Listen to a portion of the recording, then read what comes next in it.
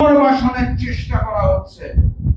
আমি দুঃখের সাথে লক্ষ্য করি, নির্বাচন কমিশন সম্প্রতি জানিয়েছে 2টি নতুন রাজনৈতিক দলকে তারা নিবন্ধন দিবে। একটির নাম আপনারা সবাই জানেন, এনসিপি। আরেকটি দলের নাম বললে আপনারা কেউ চিনতেও পারবেন না, নামও কোনোদিন শুনেন নাই। তার নাম হচ্ছে জাতীয় লীগ। নাম শুনেছেন নাকি কেউ? আওয়ামী লীগের কার্যক্রম নিষিদ্ধ, তারা ভোটে আসতে পারবে না। জাতীয় পার্টির কাঁধে ভর করে আওয়ামী লীগ আর হিন্দুস্তান আসতে চায়।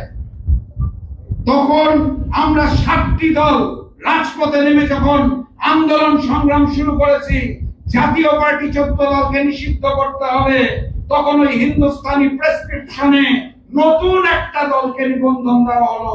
যদি জাতীয় পার্টিকে আল্লাহ চায় তো ইনশাআল্লাহ কার্যক্রম নিষিদ্ধ করতে পারি, 14 দল নিষিদ্ধ করতে পারি, তখন তারা জাতীয় লীগের কাঁধে ভর করে আওয়ামী লীগ নির্বাচনে অংশগ্রহণ করতে চায়। Plan A, plan B, plan C চলছে।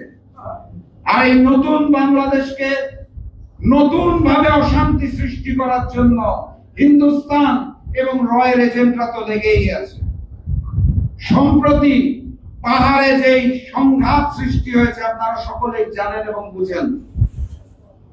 একটি ধর্ষণের ঘটনাকে কেন্দ্র করে, যেই ধর্ষণ এখনো প্রমাণিত হয় না, ধর্ষণ বিরোধী আন্দোলনের নামে পাহাড়িদের সাথে সমতলের মানুষের মধ্যে যে যুদ্ধ সৃষ্টি করতে চায় হিন্দুস্তান, সেটা বাংলার মানুষ জানে এবং বুঝে। সীমান্তের ওপারে ভারতীয় সেনাবাহিনীর সংখ্যা যখন বৃদ্ধি করা হচ্ছে, তখন ঢাকার মাটিতে ওই শাহবাগী রামবাম ভূতেরা মিছিল করে পাহাড় থেকে সেনা হটাও। আমার দেশের পার্বত্য অঞ্চলে আমার দেশের সেনাবাহিনী শান্তি শৃঙ্খলায় নিয়োজিত থাকবে, তাদের হটানোর জন্য ঢাকা শহরে মিছিল করা হয়। হিন্দুস্তানি দালালরা তাদের সহযোগিতা করছে।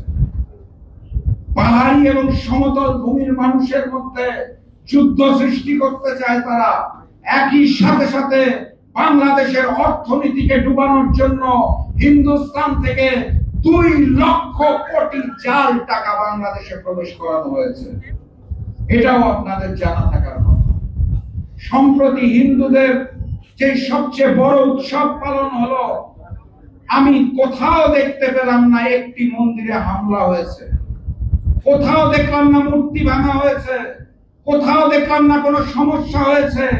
অথচ বিগত 16 বছর যখন ফ্যাসিস্ট শেখ হাসিনা ক্ষমতায় থাকতো, তখন হিন্দু মন্দিরগুলোতে হামলা করা হতো। আমরা তখন বারবার বলেছি, ফ্যাসিস্ট শেখ হাসিনা নিজের লোকজনকে দিয়ে মন্দিরে হামলা করে মুসলমানদের উপর দায় চাপায়, হিন্দুস্তানকে সন্তুষ্ট করে এবং জঙ্গি রাষ্ট্র বহির্বিশ্বের সামনে দেখাতে চায়। সেটাই তো প্রমাণ হলো। হাসিনার আমলে যারা মন্দিরে হামলা করতো তারা কোথায়?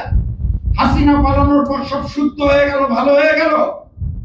এখান থেকেই বুঝতে হবে যে ফ্যাসিস্ট শেখ হাসিনা এবং হিন্দুস্তানের নির্দেশে পূজার সময় মন্দিরগুলোতে হামলা করা হতো। এবং এই পূজাকে কেন্দ্র করে সেই নতুন নতুন নাটক সৃষ্টি করা হলো, তাও আপনারা দেখেছেন। ভারতের মাটিতে অসুরের চেহারার মধ্যে প্রফেসর মোহাম্মদ ইউনূসের চেহারা দেওয়া হয়েছে। দেবীর চেহারায় কিন্তু শেখ হাসিনা নাই। তারা শেখ হাসিনাকে দেবী মানে না, তারা মানে শেখ হাসিনা হচ্ছে তাদের সেবা দাসী। অসুর নেগেটিভ ক্যারেক্টারের মধ্যে তারা ইউনূস সাহেবের চেহারা বসালেছে। এই ইউনূস সাহেব বাংলাদেশের প্রতি ভারত বুঝাতে চেয়েছে যে ইউনূস সাহেব তথা বাংলাদেশ এই মুহূর্তে ভিলেন ক্যারেক্টার রোল প্লে করছে।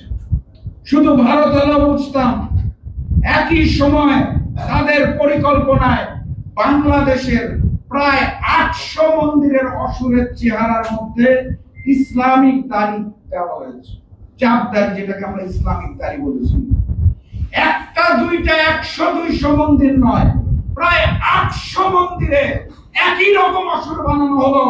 এটা যে হিন্দুস্তানি চক্রান্ত এবং হিন্দুস্তানি পরিকল্পনা, এটা বাংলার জনগণ ঠিকই বুঝে।